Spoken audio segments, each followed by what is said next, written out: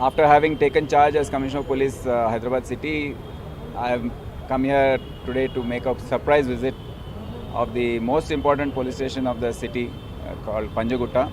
This police station was ranked number 2 in India in the year 2017 on so many parameters by the Ministry of Home Affairs, and I have come to see it personally. I am amazed with the facilities provided for the public, the reception center, the SI desks where the public, there is petitioners can go and represent their cases.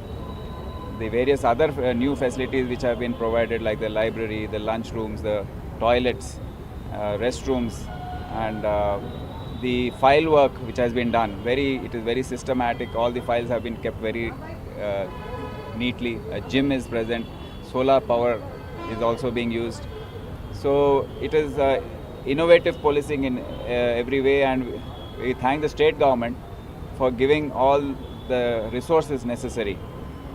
This police station also gets rupees 75,000 per month for maintenance, feeding of people who have been detained, and for purchase of stationery and other things, which is not there in other states. So it is a really beautiful facility for the police to function in a free and fair manner. We will see a more police station like this, Panjagutta police station, in Hyderabad Commissioner Zone, sir. Yes, I'll be making a lot of surprise visits, which is usually my style, at various points and various times of the day, night time, and just check up the functioning of the various police stations. Not only this, traffic regulation is also going to be important. I'll be checking up on the traffic functioning, crime detection, and so there's so many new things which have been brought into Telangana police. And since I have come back recently from Central Deputation, I'm just getting acquainted with all this, and we'll carry forward all the programs. During your tenure as traffic chief, sir, we saw tremendous improvement in traffic situation in Hyderabad. So now you are city chief, city police chief. How and what is your vision for Hyderabad traffic in particular? How you will improve? And because traffic is still a big concern, and vehicles are increasing day by day. Yes, traffic management is one function of police which touches 100% of the population of the area, and that's why it's always going to be my top priority, one of the top priorities. So basically, regulation of traffic, there are several innovative ways in which you can do it to streamline. Well, last time when I was Commissioner of Traffic here, we had introduced a lot of free lefts.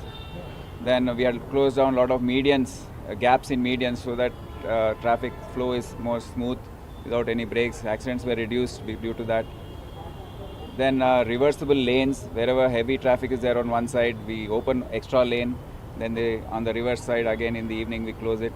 So such things will be adopted now, so that public does not feel the stress of getting stuck up in traffic jams. That will be the main aspect.